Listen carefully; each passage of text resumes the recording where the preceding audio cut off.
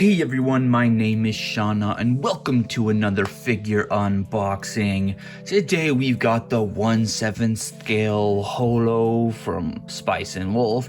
Holo, Wolf, and the Scent of Fruit. That is the name for this figure, and it's done by the Goodsmile company. So here we are back with another Goodsmile figure, like the recent Chizuru figure. Looking to show up the rest of everyone else maybe? We shall see. At the end of the video, we'll do a comparison of the most recent Quest Q Holo figure and an older Holo figure who I think is also from Goodsmile. Oh, I also ordered her from Ami. This is the art card. I quite like it and it matches the theme of the figure as well. And I paid $215 US including tax and shipping. The figure isn't really that much money, but the shipping for some reason on this particular figure was ridiculous, like over $60, and I hesitated, but in the end, she's a really good looking figure that I wanted to get quickly because I'm sure everyone will want to see the review video more quickly, seeing as she was just released this month. We've got a little manual, which I'm assuming is just one page. So they got the English side and the Japanese side. First, we'll look at the base, which, wow, has some weight to it. They went with a similar style of the Quest Q Holo figure, but kind of went all out instead of making just a little patch of grass. Let's take a look real quick to compare the two. And let's just show her grass and this grass. And if I'm being honest, this grass looks a lot more messy. A lot of weird and obvious attachment points, like extra pieces that are like added on later. But in the end, it's probably just not really gonna go noticed. All right, it looks like she comes with multiple things to attach, which is nice. As some of you also may know, the Quest Q Holo, a lot of people were having trouble with the tail being broken. So looks like Goodsmile kind of planned ahead for that and it included the tail separately. She is. She also has an anklet. This time she has a bracelet, which the Quest Q one did not. That's enough of a quick overview though. She's pretty heavy, so I'd like to just get her on the stand and then show her off later. But for those of you who need to know, yeah. There you go. But we'll put her back here for now. Looks like first they say to attach the tail. Pretty simple and less party. There's like less pieces involved, but there are still some pieces involved here that look like they can break off, so just be careful. And it looks like it goes on. I guess that's right, even though you can kind of see the connection in there, which is fine. It doesn't sit in very well, but I guess it doesn't matter. It makes it easy to take apart, so if you want to restore her. And it's not like you're just gonna, okay, it just fell out, okay. That's kind of disappointing. Like, okay. Then we've got the small little apple falling off her dress. Very nice looking apple. Okay, the apple goes upside down, like it's rolling off, I suppose. Then you take this included clear rod. Oh, this is confusing, I'm not gonna lie.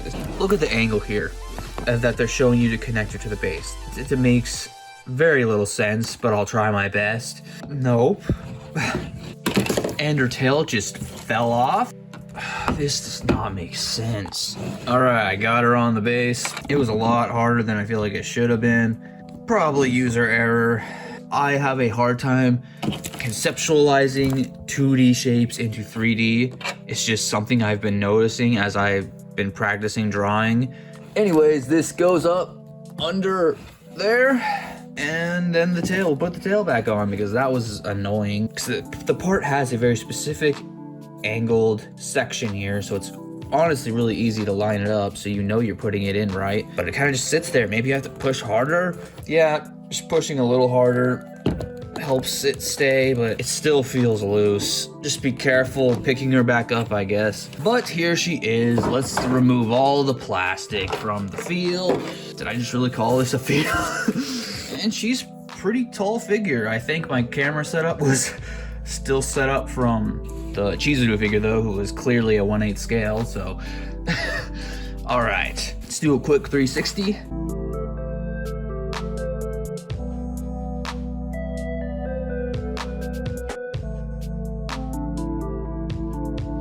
And once again, like Chizuru, she has this kind of knitted pullover, which again, it's like Goodsmile is flexing because the knit pattern looks really good.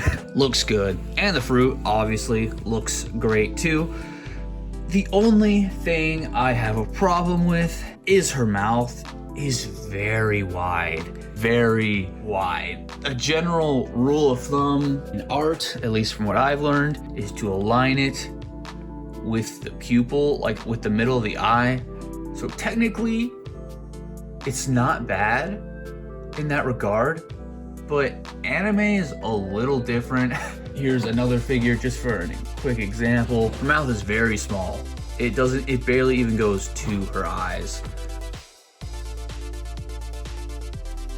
It makes her mouth look very big, but it's something you can easily get used to. And the dress in general, very nice. To call it seafoam green color with the darker accents in it. A good color. Also, it kind of fits her theme, which she lives in sort of a medieval times. A lot lower level of technology, so the clothing is gonna look more old-fashioned. And I feel like this does a good job at that. However, let's do some comparisons now. A mouth I just didn't get used to, and I think most everyone who got this figure will agree with me. There's this Holo, and then there's this Holo. You can tell what they're going for. It's kind of the same figure. This one is just apples though, this one's more of the fruit. Borderline, the same figure. It's just, look at that face. This was like the most unredeeming part of the figure.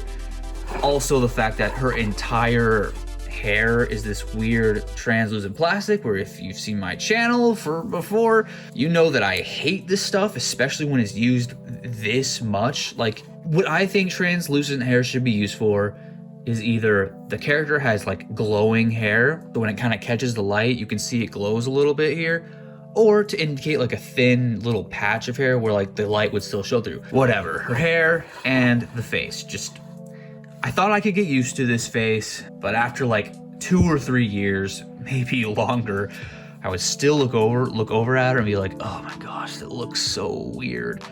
And the mouth is again too wide, but since it's a closed mouth with all the teeth, it makes it look even weirder. I don't think I really need to talk about this figure that much. I feel like most people agree it's kind of a weird looking head and face in general. Everything else looks pretty good, but I will say I really like this new figure's more dynamic pose. Anyways, these I think are your 2 best options for Holo figures on the market right now. And there's some other figures available of Holo, but she's in, I feel like it's for like hardcore Holo fans who want to see her in all their outfits that don't really resemble what she wears in the show and books. These I consider the 2 most traditional styled Holo figures that are available right now. But I'll do a little of the work for you and show their price comparisons on screen. I'm assuming she's gonna be cheaper. Goodsmile usually has a little bit higher prices because they're Goodsmile. But the overall quality here is honestly about the same. It's just, I've heard that a lot of people were having trouble with Holo's tail being broken, and other people have also said they've had trouble with little black marks on her face and dress. This figure came in pristine condition. The tail falls off a little easily, but I think that's better than having pieces just broken. And I think I saw a few color deformities when we were showing that other angle. Yeah, there's just like a little something way up under the dress that you can't even see on a normal basis. So that's like the only actual flaw in the figure I can find. I will say Goodsmile's one's hair feels a little more party. Has more parts to it than the Quest-Q one, and there are more obvious gaps, which I usually don't like. And the big one is the bangs line. It's not too bad. This one feels a little more subtle and has less different part lines in the hair. But yeah, this is the Holo from Goodsmile Company. And honestly, if you're a big fan of her and her story, I'm such a big fan, I would buy a Craft Lawrence figure, but apparently they refuse on giving us one.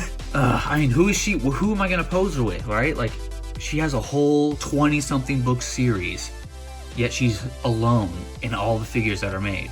So it's kind of disappointing that we're not gonna probably ever get a Craft Lawrence to pose her with, but that's just how it goes. People usually want the waifus, not the husbandos.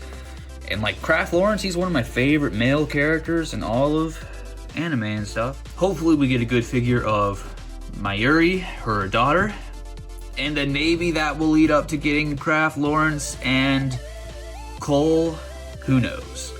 Anyways, thanks for watching. I hope you got something out of it and enjoyed.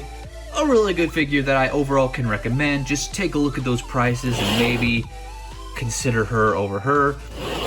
But I wish you the best of luck in all your figure collecting adventures. Farewell, my friend.